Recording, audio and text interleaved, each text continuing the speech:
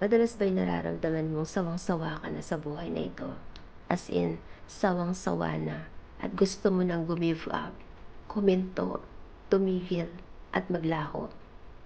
Ang mensaheng ito ay para sa'yo.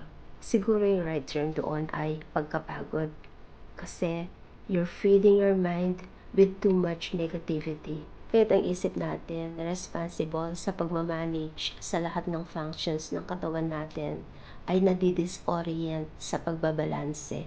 Kaya't kapaguran na lang at kasawaan ang idinidikta sa'yo ng sarili mong kaisipan. To sum up the life that we have, separating wants from needs, ano nga ba talaga ang masigit na mahalaga para sa'yo? Iba't ang hininga.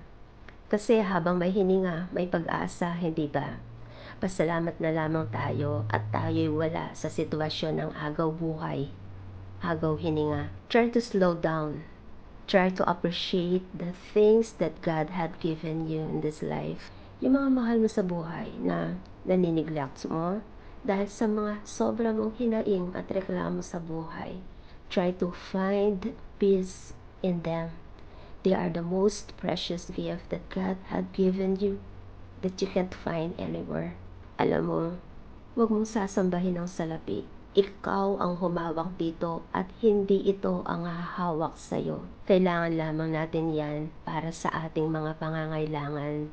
Hindi up to the point na mawala na lahat. Huwag lamang yung yakap-yakap mong kayamanan. Alam mo, ang daming mayroon yan. Malya-malyata. Pero wala naman silang kapayapaan. Alam mo, huwag mong ikapagod ang buhay. Sa halip, pasalamatan mo ang Diyos sa bawat araw at pagkakataong itinurugtong niya sa iyong hininga upang patuloy na mabuhay. Gentle reminder, take time to reflect and evaluate every area of your life. Ask God to increase your faith, grant you wisdom, give you discernment so that you may see things from His perspective and make decisions that align with His will. Have a blessed and a wonderful day. God bless you.